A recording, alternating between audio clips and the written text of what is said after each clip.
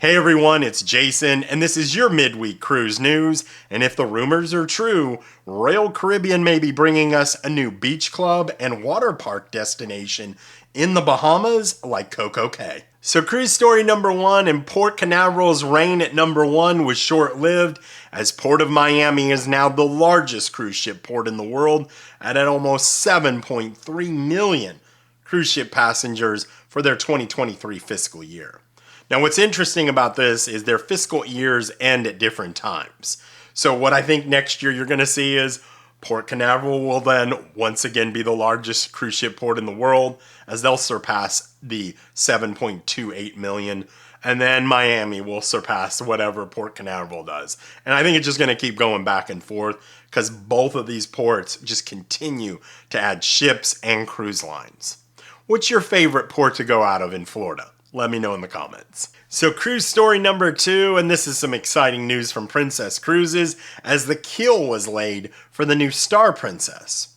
The Star Princess will be introduced in August of 2025 and is the sister ship to the Sun Princess, which will be out in, I believe, in the next three and a half months. So are you guys booked on one of the Sun or Star Princesses? And if you are, what are you excited about with these ships? For me, I think this is going to be a game changer for Princess. It is going to be more family friendly. It's going to take them to another level. 175,000 ton vessels, about the same size of the Quantum class from Royal Caribbean. And there just seems some really cool things. I love that sphere on the side of the ship. I love the theater and what it looks like. I know a lot of gamblers like the idea that it's actually going to be the largest casino for a Princess Cruises. So some really interesting things from Princess coming. And, you know, that was our first cruise was on Princess. It was on the Grand Princess. Many years ago. It was actually, at the time, the largest cruise ship in the world.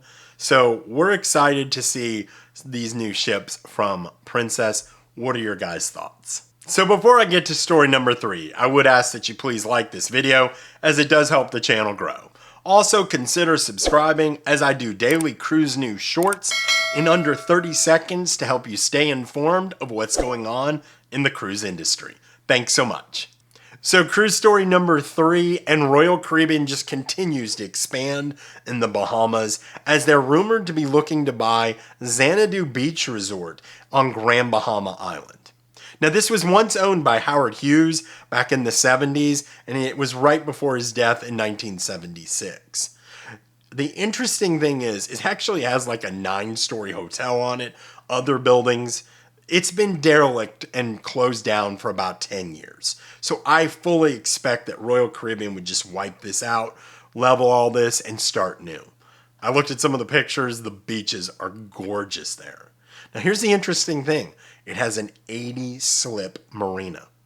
And that opens up a lot of possibilities for Royal Caribbean. You know, they could bring boats in, they could do boat rentals, potentially. They also could do a lot of their excursions and have them exclusive to Royal Caribbean on their marina and allow them to leave from their marina or rent out space there. I just think it's a very interesting thing that it opens up those, basically those possibilities. What do you guys think? Yay or nay to another beach resort in the Bahamas? Now there's one other thing. I think they're doing this, and they're basically strategic in this because of their 3 and 4 day sailings. I think they've done very well on the Allure of the Seas and the new Utopia of the Seas that's coming.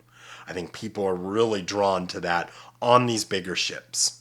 Well, they're on the east coast of Florida. So on those 4-day sailings, a lot of them do 1 sea day.